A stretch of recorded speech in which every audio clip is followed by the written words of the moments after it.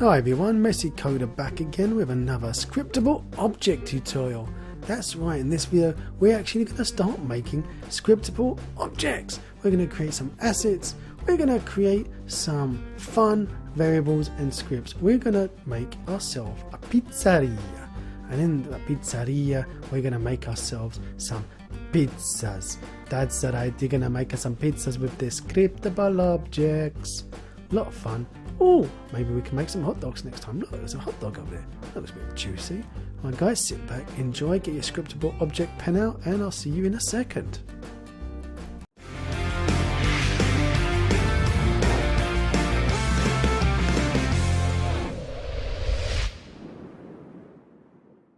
Hello guys, here we are back inside SyntyStudios Polygon City Pack. Isn't it beautiful? Lovely. Look at all this, and what we're going to do with it. What magic are we going to do? Well, we're going to play with scriptable objects, like I said in the last video. Oh, what's that? It's a pizzeria, and there's some miscellaneous shop. Could be butchers or hairdressers with that stripy, or a candy shop. Oh, candy shop. Nestled in between, is this apartment block with an ATM out front. If I click on the building, you can see that I've got myself a little script that I like to call buildings script, isn't it? Exciting. Well, it's got here building name, and I've put here happy apartments because I'm a happy guy. And if you look here, we've got category residential and building type apartment. What are these things? Well, you can see here building category and building type. These are scriptable objects, or SOs as I like to call them. So what? Well, so let's get started. If I click here residential, you can see, oh, look at that funky icon. Got residential, military, industrial and government. These are all different types of building categories I've created. And if you click here apartment, you can see all the different building types I've created. Apartment, army barracks, house, palace, police station and shack. If I click on one of these, you can see that it's got a variable for category and it links itself to the residential, associating the building type with the building category. Very useful for when I want to do filtering and magic things later on. Now I can see you scratching your head and wondering, how are these got little funky icons on? Did I do any voodoo, any witchcraft? Yes, I did. Not entirely. All I did was a little bit of cheekiness. I made a folder called gizmos, and if you find my SOs, my scriptable objects, they're called building category and building type. And all I did was find on Tinternet some nice pictures, stuck them inside Unity, and I renamed them building category, put a space on the word icon, and building type and put the space icon. And they're obviously here set to editor GUI and legacy GUI. Click the magic apply button, and now these scriptable objects have got the little picture from these gizmos. And then anything that is actually derived from these scriptable objects, where you've gone, these scriptable objects, which would be these assets, also get the nice little icon. That magical. And if you look at my scriptable objects, they're nothing fancy. I mean, look at this code here for building category. All it is saying that I want to stick it in the menu, and here's the menu builder, and then I say the class, it's building category, and it's not mono behavior, it's a scriptable object. And see, I've got this commented out, you don't actually need any variables yet. Don't need any variables, none at all. And then building type, pretty much the same thing. We've just got an extra variable that I've shoved in there. We'll have a look in the editor in a second. So there you go, very simple. But how do we use these? Well, if I go here to building categories and I right click on my mouse and I click create town generator, look at that, that's new. Buildings, buildings. And then create category, what's that? Let's say commercial. Oh, commercial. And there we go, building types, right click, create, town generator, buildings, and create type. And I'm going to say pizzeria. Pizzeria, you see here, I've got category, and I'm just going to select here, commercial, lovely. And now we've got our pizzeria. If I select my pizzeria, and I find my script that I made, buildings, shove it in there, and I'll call this one Luigi's Pizzas. And I go category, assets and commercial, and I'll say building type, assets, and then I'll say pizzeria. Now you could do some fancy stuff and put filters in there and have these into drop downs, so when you select commercial, only the pizzeria shows. But that's a bit overkill for this tutorial. You can just manually just go click, click, and away you go. Lovely, isn't that lovely?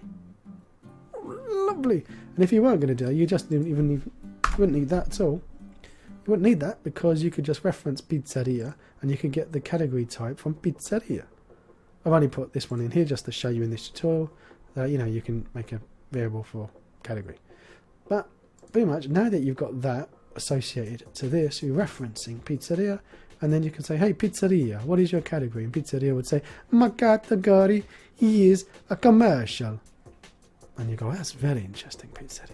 And if I changed, here we go, if I change the pizzeria to be, let's say, military, because these are some serious pizzas, and then he would say, pizzeria, what is your category? Pizzeria would say, hey, nama military, donna mess. So, very good. So what are you using scriptable objects for? Well, shareable data. Because you wouldn't stick in that pizzeria asset type. You wouldn't say, what is the name of this shop? You wouldn't say Luigi's Pizza in this asset. That wouldn't make sense. Because every time you stuck that asset onto another pizzeria, all of them would be called Luigi's Pizzas. Makes sense if you're doing a chain, but it's unlikely that every single asset you'll be using in the game is for chains. Would it? Wouldn't have every single asset would be a McDonald's or a Starbucks or a Wendy's or something like that. So that wouldn't make sense. But you would have things like default output. What is the default output of a pizzeria? Well, all pizzerias make pizza. Or you can have a list of things. So the pizzerias make pizza and pasta and maybe a salad. So it's going to be a little bit of a mix-up.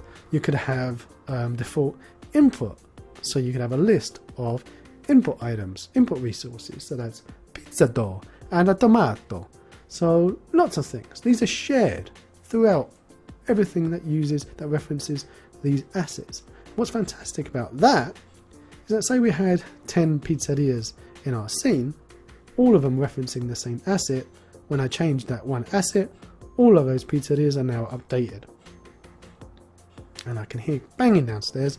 I think the missus might be making me a pizza or telling me it's bedtime. Or which one of the two do you think it is?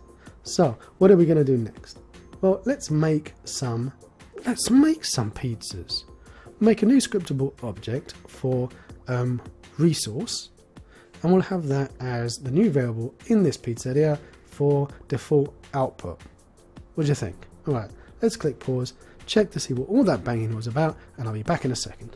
So it turns out all that banging was that the cats were being put to bed. Time to go to bed, cats. So let's right click, click create, click C# script, and we'll call this one resource. Resource. How's that? That sounds good. You see how it doesn't have one of these sexy icons? That's because I haven't gone and grabbed one off the internet. Let me just quickly go into Google and I'll grab something and then we can see how we added it into the gizmos. Okay, I'm back from the internet and I found this lovely flower pot. Look at it, isn't it pretty? Pretty little flower pot. Let's change him to legacy. Here you go, pretty little flower pot. And well, hang on, only that big. Maximum size 512. Do you? And well, now we're going to find, what would we call ours? We called it resource. And there we go, resource. If I change this now, rename him to resource icon. Can't really work out. You can't really see that it's a little flower pot. That's a shame. Beautiful little flower pot that he was. And if I go now, scriptable objects, you see my resource has got pretty little flower pot. Oh, you can see it there, it looks a bit better. And he's a mono behavior. We don't want that, do we? It needs to be scriptable object. So what do we want to grab? Well, you remember what we had in here? We had here the create asset menu, and we basically just called it scriptable object. And let's pop inside our favorite editor now, and we'll edit this resource file. There we are. You can see we've got the systems.collections and the system.collections.generic, which we don't really need. We don't need these either. Go away. Shoo. We don't need you. Bye. Change you to scriptable object. There it is. And now we'll put in here a square bracket create asset menu. Oh, you knew what I wanted. We've got brackets, and then we'll say menu name equals, and what do we call the, I want to put in the quotes here, it was town generator, oops, and slash, call this one misc. How's that? And we'll, yep, that'll do. And we'll say create, if I could spell, my fingers would work. Create resource. Lovely. So what does that mean?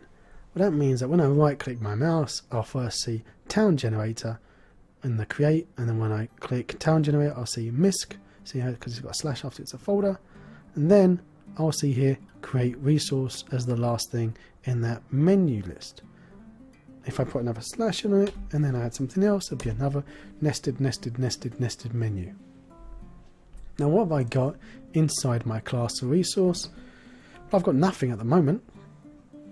I have no resource. I don't really need a name because the instance of the asset itself would be the name. I would create resource and I would call it pizzas.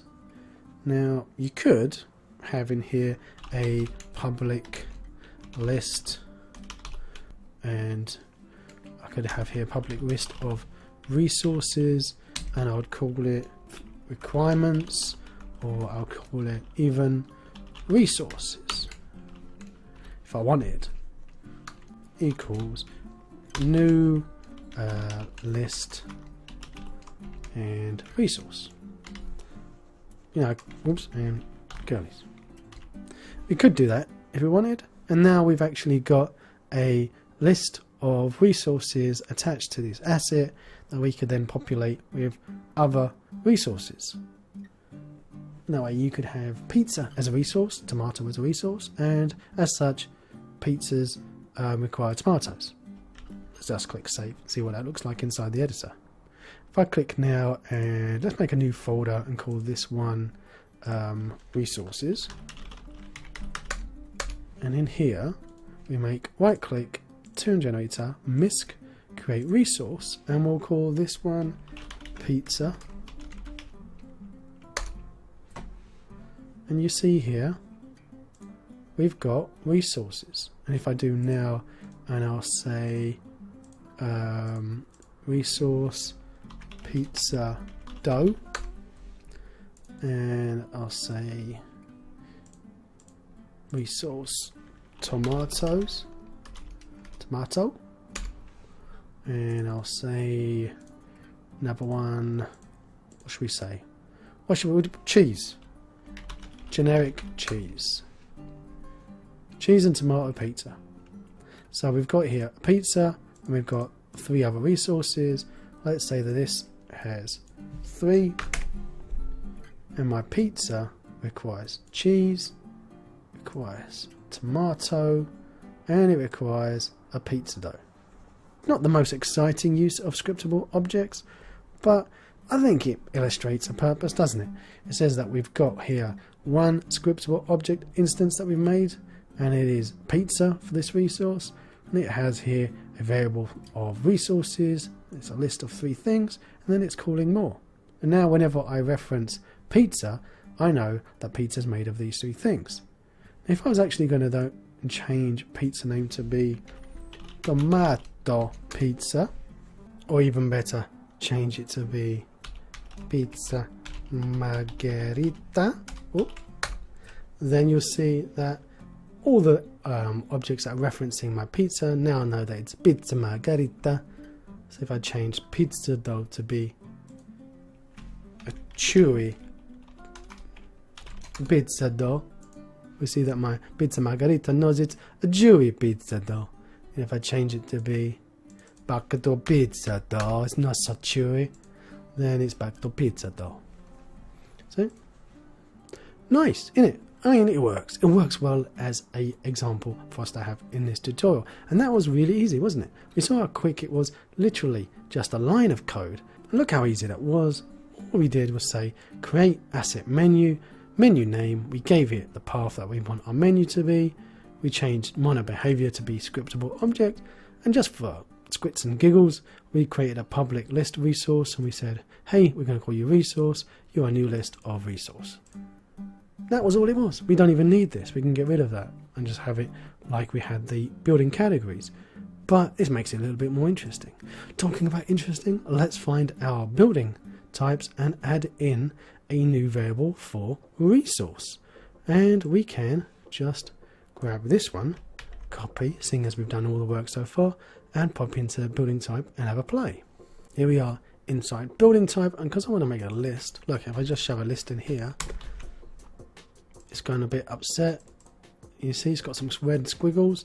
That's because we need to have using, and our namespace is going to be system.collections.generic, semicolon.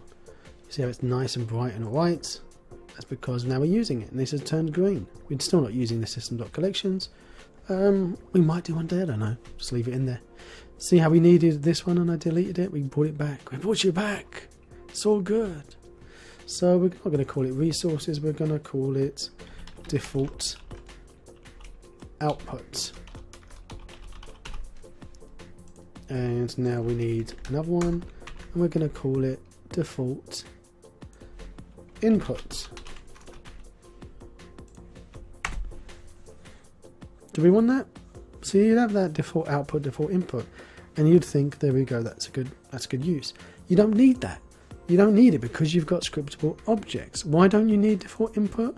Well, I don't need default input because I've got the output.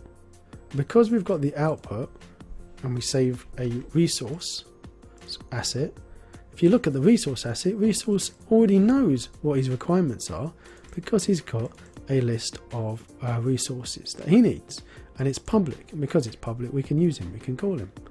We're going to use him here. So that's clever, isn't that clever? So we could even do something like here, let's make a public class, public, and we'll say void, what do you need? So let's say, just a bit of error handling, let's put an if statement in there, and we'll say if default output is not null, just in case we had any weird errors coming up, and then we'll say for each, and let's put here it's a resource. So for each resource we have in our list, so each resource stuff in default output, so that's each resource we have in our list, and our list happens to be called default output. Put our curlies now.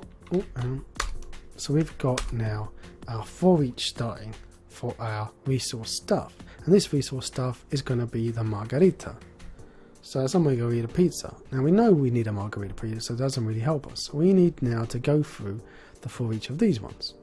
So we'll say for each, and we'll say resource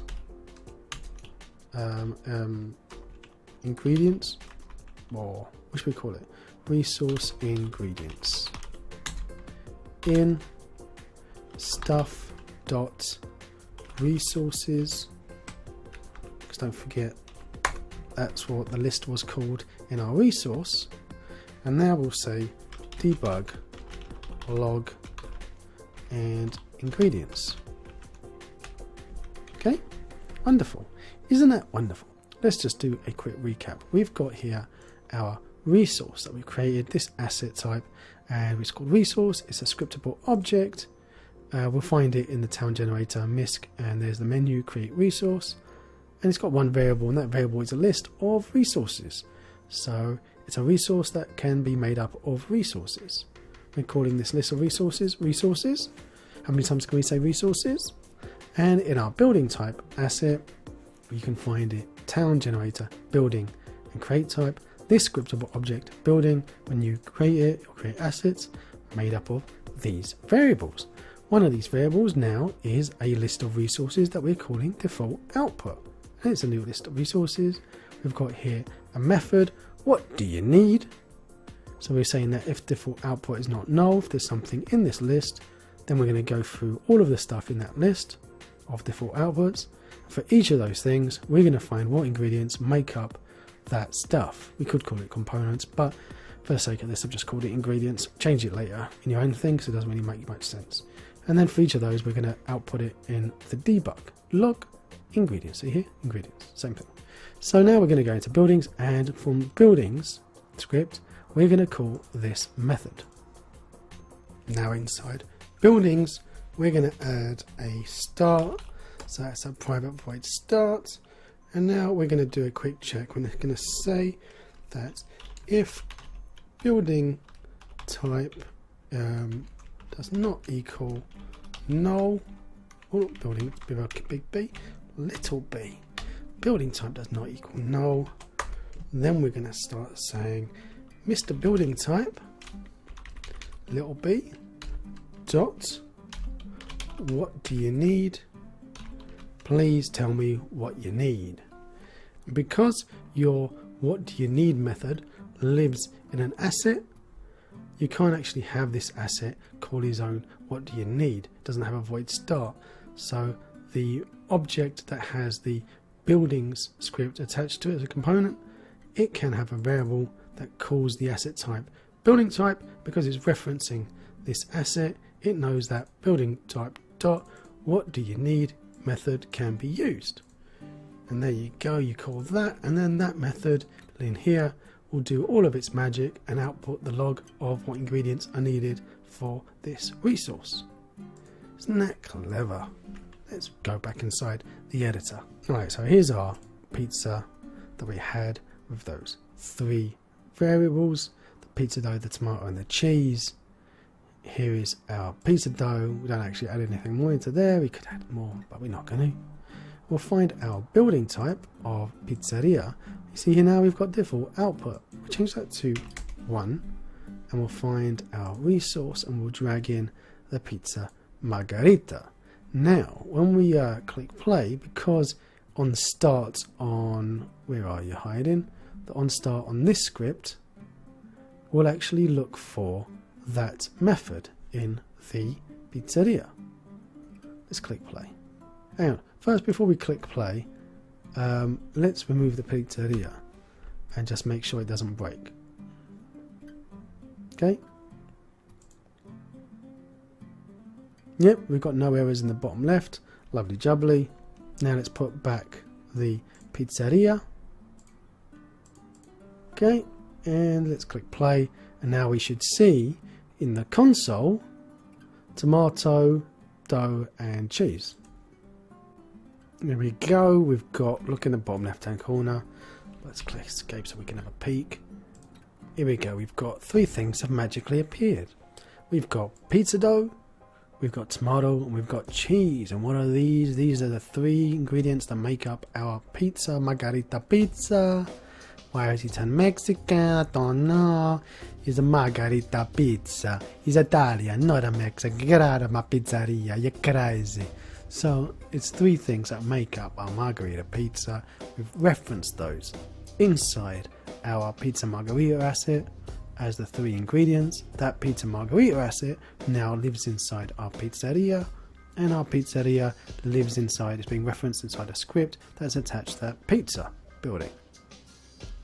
And all of those things basically mean that all of these pizzerias, anything inside my world that calls on that margherita pizza asset, knows what ingredients are required. I don't need to store those pizza ingredients on this pizza place. I don't need to worry about it. All I need to worry about is that it's a building type pizzeria. A pizzeria handles what it's outputting, and it outputs the pizza margherita asset. That pizza margherita asset handles what ingredients it needs. So if I do now change this to 4, I say it requires, you know, whatever this is going to be, olives. Let's make olives. Let's do it. Let's just make an olive, because we can. Town generator, misc, resource, olives. So there's our margherita, and we'll drag some olives in. Now everything that uses my margherita pizza knows that it also now needs olives automatically. And the magic of that is because it is an individual asset, doesn't live in a list or anything like that in your prefab, someone can edit in my project and add another pizza or edit this pizza, commit it to Git or Subversion, and piff puff poof, away you go, nobody else was affected. No conflicts or whatever. Magic, the magic of scriptable objects. There's so much power at your fingertips. It is fun. Do you enjoy it? Have you enjoyed it? Is it useful? Have you learned anything? Well, I hope so. I've had fun. Even in just this tutorial, I've learned what we need to make a margarita pizza. And I've learned my Italian accent needs a lot of work. It needs a lot of work. It's really bad. So, guys, if you do like these videos and you love pizza, please do tell your friends, call your neighbours, call your old school teacher up, ask them how they're doing, and send them a link to these videos. So if you do like it, click it. Till next time. If you want to see more of my crazy videos, click on the left side of your screen now, and down below there's that big juicy subscribe button, and right next to it is the magic bell that if you click it, it will tell you if I've got a new video coming out. Till next time.